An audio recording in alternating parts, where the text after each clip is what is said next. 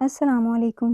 4 سال کی خاموش دعاؤں، طعنوں اور صبر کے بعد ایک عورت کو خوشخبری ملی، مگر یہ کہانی ماں بننے سے زیادہ ظالم معاشرے کی بے رحمی اور صابر عورت کی طاقت کو بیان کرتی ہے۔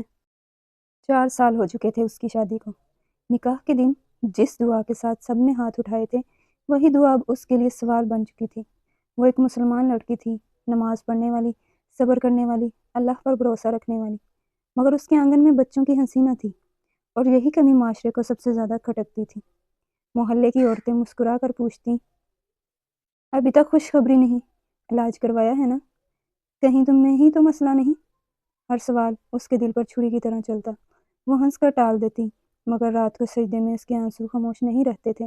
یوں محسوس کروانے کی کوشش کی جاتی جیسے قصور صرف اسی کا ہو، جیسے ماں نہ بن پانا گناہ ہو، جیسے عورت کی پہچان صرف اولاد سے جڑی ہو۔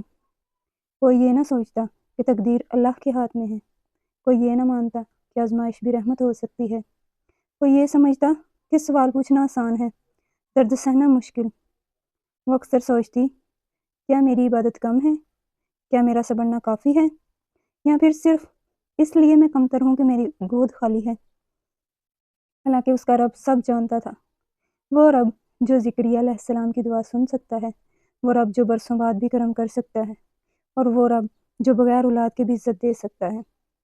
یہ اس کا قصور نہیں تھا، قصور ان زبانوں کا تھا جو بے رحم تھی، قصور اس معاشرے کا تھا جو عورت کو صرف ماں بننے کے ترازو میں تولتا ہے، اور وہ آج بھی صبر کے ساتھ جیتی ہے، درد چھپا کر مسکراتی ہے، اور ہار آنے کے بعد اب بس اتنا کہتی ہے، میرا معاملہ صرف میرے رب کے ساتھ ہے، لوگوں کے فیصلے اس کے فیصلوں سے بڑے نہیں۔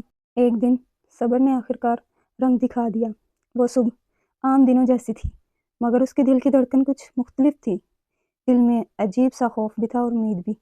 جب رپورٹ اس کے ہاتھ میں آئی تو آنکھیں چند لمحوں کے لیے ٹھہر گئیں، پھر وہ لفظ جس کا وہ برسوں سے انتظار کر رہی تھی، مبارک ہو، آپ ماں بننے والی ہیں۔ وہ سجدے میں گر گئی، آنکھوں سے آنسو رواں تھے، مگر آج یہ آنسو دکھ کے نہیں تھے، آج اس کے لبوں پر شکر تھا، دل میں سکون تھا۔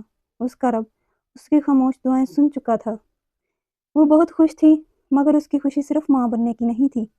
وہ اس لیے بھی خوش تھی کہ اب شاید محلے کی عورتیں سوال کرنا چھوڑ دیں گی، زہریلے طعنے خاموش ہو جائیں گے، اور وہ جملے کہیں دوسری شادی نہ کر لو، طلاق ہی بہتر ہے، اب اس کے پیچھے سایہ بن کر نہیں چلیں گے۔ یہ سوچ کر اس کا دل کانپ جاتا تھا کہ اگر یہ خوشخبری نہ آتی تو شاید اس کا رشتہ، اس کا گھر، اس کی عزت سب خطرے میں پڑ جاتے۔